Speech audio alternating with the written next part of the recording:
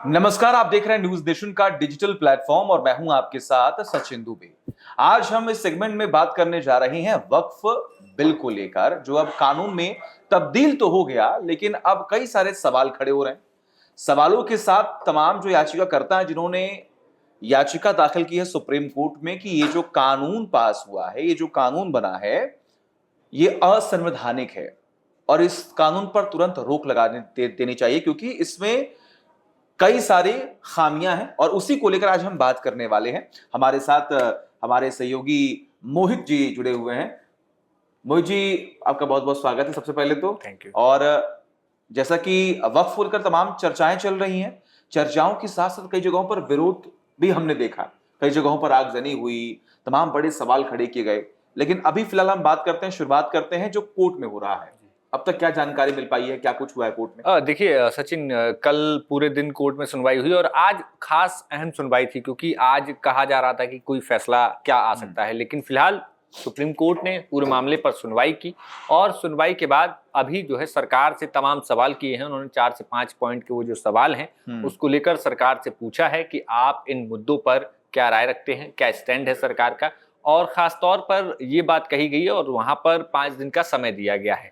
अच्छा, इस पूरे मसले पर एक बात जो है ये है कि यहाँ पर ये जो सुप्रीम कोर्ट ने जो कदम उठाए हैं उसमें हिंदू पक्ष भी अपने आप को जीता हुआ मान रहा है और दूसरी तरफ मुस्लिम पक्ष जो है वो भी अपने आप को एक जीत के तौर पर देख रहा है, क्योंकि आज का जो सुप्रीम कोर्ट ने अपनी तमाम बातें कही हैं उसमें उन्होंने कहा है कि कोई भी प्रॉपर्टी डिनोटिफाइड नहीं होगी। हाँ। यानी कि इस कानून के तहत जो संपत्तियां वक्फ में दर्ज थी और जिनके अगर कागजात नहीं मिलते हैं कोई अन्य भी कारण, तो उनको डिनोटिफाई नहीं किया जाएगा, यानी कि उनको गैर वक्फ नहीं कर दिया जाएगा। तो ये मुस्लिम पक्ष अपने तरफ से एक इसको अपनी जीत मान रहा है, लेकिन दूसरी तरफ ये है कि सुप्रीम कोर्ट ने इस कानून में अभी कोई रोक नहीं लगाई है।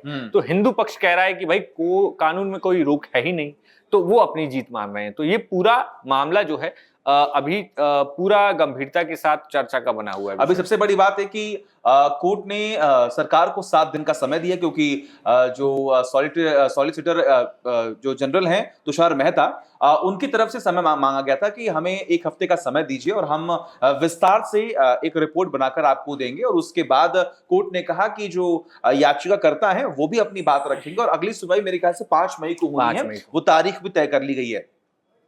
लेकिन इन सब से इतर आप देखेंगे तो कोर्ट ने कई चीजों का जिक्र किया। कोर्ट ने इस बात का भी जिक्र किया कि देखिए, लगभग मेरे ख्याल से 70 याचिकाएं जो है वो दाखिल की गई थी और कोर्ट ने ये भी कहा कि ये संभव नहीं है कि हम लगभग 250 से 300 पन्ने हम पढ़ें और उसके बाद कोई फैसला लें। तो आप यानी कि जो याचिकाकर्ता है वो लोग बैठे और डिस्कस करें और उसके बाद विचार विमर्श करने के बाद हमें कोई ऐसी 5 याचिकाएं दें, 5 ऐसी रीट दें जिससे हम देखें, समझें, परखें और उसके बाद हम आपकी बातों को समझकर फिर हम वहां पर लोगों के सामने जो है अपनी बात रख सकें। सबसे बड़ी बात यहां पर है कि इस फैसले के बाद, जैसे कि आपने कहा कि हिंदू पक्ष भी खुश है, हिंदू पक्ष का जो सरकार है वो भी अभी निश्चिंत है कि कानून पर रोक लगाई तो नहीं गई है, जैसा कि तुषार मेहता ने जिक्र किया। लेकिन जो वक्फ के साथ हैं, जो इस बिल का विरोध कर रहे हैं, वो तो बहुत खुश है कि नहीं भैया, कानून पर रोक लग गया है। आखिर ये टर्म तो इस्तेमाल अभी तक किया नहीं गया। हाँ, क्योंकि देखिए जब आप देखेंगे कि कई जगहों पर ऐसी खबरें आई कि जहां पर वक्फ की संपत्तियों को सरकारी दस्तावेज में दर्ज कर दिया गया, चाहे फिर वो कौशाम्बी का मामला हो, यहाँ पर 93 एकड़ की जो जमीन थी उसको सरकारी जो अध्यादेश जो है सरकार का ऑर्डर आया है, इसमें जिला प्रशासन की तरफ से कार्रवाई की गई है, क्योंकि वहां पर डॉक्यूमेंटेशन के आधार पर ये सब चीजें की जा रही हैं। तो ऐसे में यहाँ पर अब ये जो सुप्रीम कोर्ट ने जो रोक लगाई है, जो तमाम अपनी दलीलें दी हैं कि किसी भी तरीके से कोई संपत्ति डिनोटिफाइड नहीं होगी, यानी कि जो वक्फ की है अभी वक्फ की रहेगी जब तक हम कोई फैसला नहीं कर लेते। तो ऐसे में पक्ष जो है मुस्लिम पक्ष वो अपनी जीत मान रहा है। बड़ी बात यह है कि आज जब सुप्रीम कोर्ट में ये पूरी सुनवाई चल रही थी, उस पूरे दौरान सुप्रीम कोर्ट का जो कोर्ट रूम था वो पूरा खचाखच भरा हुआ था। लगभग 100-150 जो वकील थे वो कोर्ट रूम के अंदर थे और इतने ही लोग लगभग बाहर थे, क्योंकि ये पूरी जो लड़ाई है ये एक बहुत बड़ा फैसला होगा जो कि सुप्रीम कोर्ट की दहलीज पर पहुंचा है। सरकार ने अपना कानून बनाया, जबकि सरकार ने इस पूरे मसले को जब सत्र शुरू हुआ तो शुरुआती दौर में लाई थी, उसके बाद जेपीसी गठित की गई। जगदम्बिका पाल जो कि जेपीसी के अध्यक्ष थे, और खास बात यह कि जेपीसी की बैठक जो थी बड़ी लंबी चली, जहां तक दिल्ली में बैठकें हुई उसके साथ हर एक राज्य में जेपीसी की बैठक हुई, वहां पर सारी चीजें बताई गई। उसके बाद जब जाके ये जो बिल दोबारा संसद में आया, उस पर भी संसदीय कार्य मंत्री किरेन रिजिजू ने पूरी जानकारी दी और तमाम बातें कही थी। इसके बाद पूरी बहस, चाहे फिर वो विपक्ष के सांसद हो, उन्होंने अपनी बातें रखी इस पूरे मसले पर।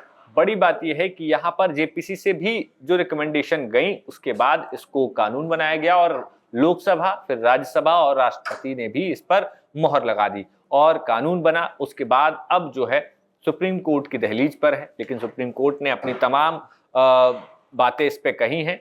कहा है कि कोई भी प्रॉपर्टी डिनोटिफाइड नहीं होगी। और सचिन, बड़ी बात कि यहाँ पर जो कहा जा रहा था वक्फ बाय यूजर, वो जो एक टर्म था वो सबसे बड़ा पेचीदगी वाला टर्म है कि आखिर वक्फ बाय यूजर है क्या। वक्फ बाय यूजर और कैसे वक्फ बाय डीड, वक्फ बाय दो डीड टर्म यहाँ पर इस्तेमाल किए गए। हाँ, तो वक्फ बाय यूजर अगर हम बात करें तो वो ऐसी कोई जगह जहां पर लगातार अगर आप प्रैक्टिस करते हैं और वहां पर अपने धर्म से जुड़ी प्रैक्टिस करते हैं और खास तौर पर उस प्रैक्टिस के साथ वो संपत्ति का कोई रिकॉर्ड नहीं है, तो उसको वक्फ बाय यूजर के तहत उसको वक्फ मान लिया जाता है। अगर कोई दावा करे कि ये वक्फ की संपत्ति है, हाँ, तो वो वक्फ बाय यूजर था। तो सबसे बड़ा जो क्लॉज और सबसे बड़ी पेचीदगी इसी पर है कि अगर वक्फ बाय यूजर को इससे चुनौती मिल रही है इस कानून से, और तो दूसरी तरफ मुस्लिम पक्ष का ये कहना है कि भाई बहुत सारी प्रॉपर्टियां ऐसी हैं जिनके कोई कागजात नहीं है।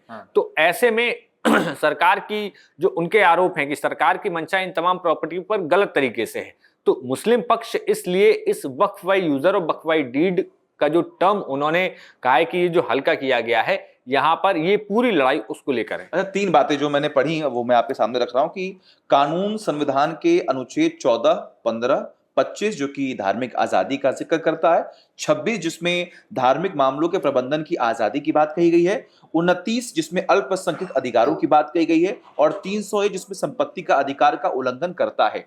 ये पहला बिंदु है। दूसरा बिंदु ये कि वक्फ बोर्ड में गैर मुसलमानों को शामिल करना और डिस्ट्रिक्ट कलेक्टर को वक्फ संपत्ति का फैसला करने का जो अधिकार देना है, उसमें सरकारी हस्तक्षेप को बढ़ाता है। ये भी याचिकाओं में इस बात का जिक्र किया गया। और तीसरा जो मुख्य बिंदु जो कि अब तक तमाम याचिकाओं में से जो बात सामने आई है, उसमें यह है कि यह कानून मुस्लिम समुदाय के साथ भेदभाव करता है क्योंकि अन्य धार्मिक ट्रस्टों पर समान प्रतिबंध नहीं है। ये अब तक मुख्य तीन बातें सामने आई हैं। लेकिन मोहित, सबसे बड़ी बात आप देखिए कि सरकार ने सारे नियमों को फॉलो किया जो हमारा संविधान कहता है कि अगर आप कोई बिल पेश करेंगे, उसके बाद पहले लोकसभा, फिर राज्यसभा, उस पर चर्चा होगी, उस पर सवाल जवाब होंगे, और उसके बाद सारे पार्टी, सारे जितने भी सांसद हैं उनसे वोट होगा, और उसके बाद ही आगे की जो प्रक्रिया है वो फॉलो की जाएगी, जो कि हुआ, जो कि शायद गलत नहीं है।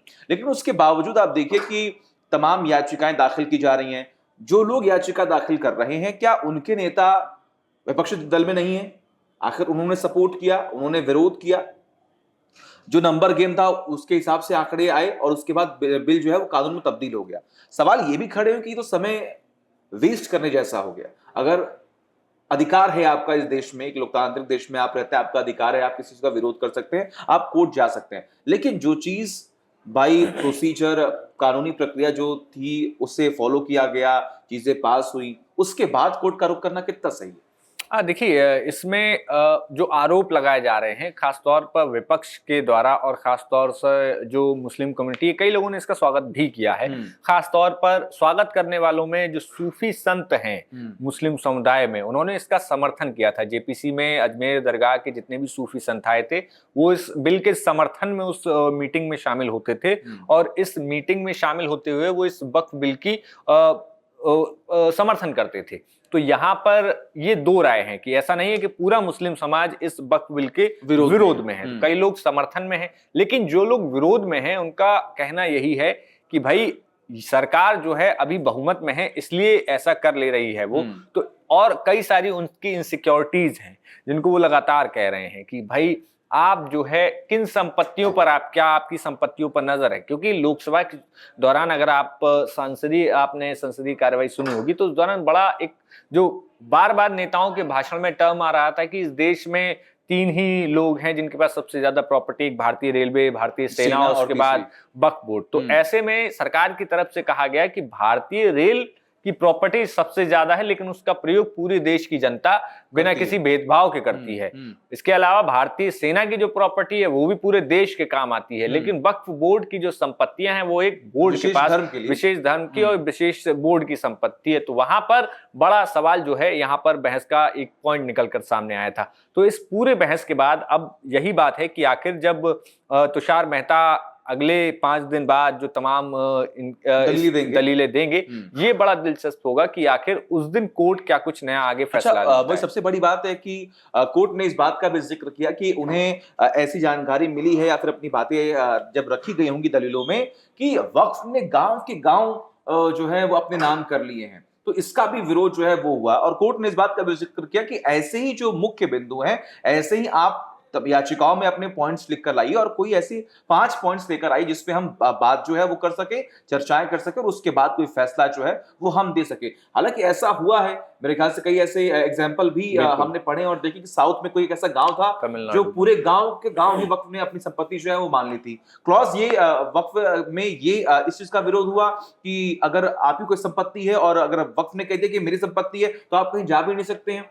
तो ये कुछ ऐसे बिंदु हैं जिसको लेकर तमाम चर्चा, और उसके बाद ये बदलाव के जब सुर बढ़े तो अंत में जाकर सरकार ने ये फैसला लिया। हालांकि देखना होगा कि आखिर अंत में क्या होता है, क्या चर्चाएं होती हैं, और सबसे बड़ी बात कि कोर्ट की तरफ से किसका रुख जो है किसका पक्ष जो है वो लिया जाएगा और कौन सही होगा कौन गलत होगा, ये तो आने वाले वक्त 5 मई को मेरे ख्याल से क्लियर हो जाएगा। हालांकि आज उम्मीद थी, लेकिन आज कोर्ट ने ये कह दिया कि यथास्थिति बनी रहनी चाहिए, कोई बदलाव नहीं होना चाहिए। क्यों? तो बिल्कुल यहाँ पर 5 दिन के बाद देखना होगा कि सरकार क्या फैसला लेगी। लेकिन बड़ी बात यही है कि अब इस फैसले की जो लड़ाई है वो अपनी आखिरी स्टेज पर है, क्योंकि जो सुप्रीम कोर्ट तय कर देगा वही फिर सर्वमान्य और अंतिम फैसला हो जाएगा। अच्छा, जितने भी मुस्लिम नेता हैं लगभग हम देख पा रहे हैं, चाहे वो AIM प्रमुख ओवैसी की बात कर लें या फिर और भी तमाम जो बड़े नेता हैं, वो भी लगातार इस बात का जिक्र कर रहे हैं कि ये कानून जो है वो असंवैधानिक है।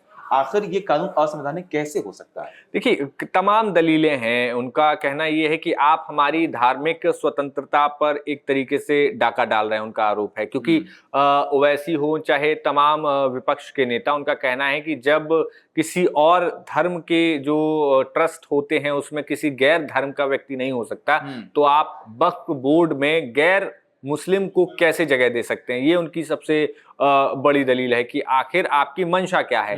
आप उसमें मुस्लिमों को रखिए, मुस्लिमों के अलावा गैर मुस्लिमों को रखने का क्या आपका क्या आपका तर्क है वहां पर। तो ये तमाम जो सवाल हैं, और यहीं से पूरा मंशा पर सवाल खड़ा होता है कि आखिर वक्फ को लेकर जो पूरा विवाद है, और आखिर वक्फ की जो प्रॉपर्टीज हैं, बड़ा मसला यही है कि कई जगह दस्तावेज नहीं है, और अगर दस्तावेज नहीं है तो दस्तावेज ना होना अपने आप में एक बहुत बड़ा सवाल नहीं, बहुत बड़ा बवंडर इसे कहा जाता है। और मुझे आज भी याद है, मेरे ख्याल से राज्यसभा में जब गृह मंत्री अमित शाह अपनी बात रख रहे थे तो उन्होंने कहा कि देखिए, हमें किसी विशेष समुदाय से कोई दिक्कत नहीं है, हमें दिक्कत है कि वक्फ में कुछ ऐसी जमीनें जिसका दुरुपयोग किया जा रहा है। उन्होंने भी एक स्टेटमेंट जो है कोट किया था, और उनके स्टेटमेंट को मैं यहाँ पर कोट कर रहा हूं। तो कई सारे ऐसे आप कह लीजिए कि प्रॉब्लम्स हैं या ऐसी बातें सामने आई हैं जिसके बाद ही सरकार ने यह फैसला लिया कि हमें इस बिल में संशोधन जो है करना होगा,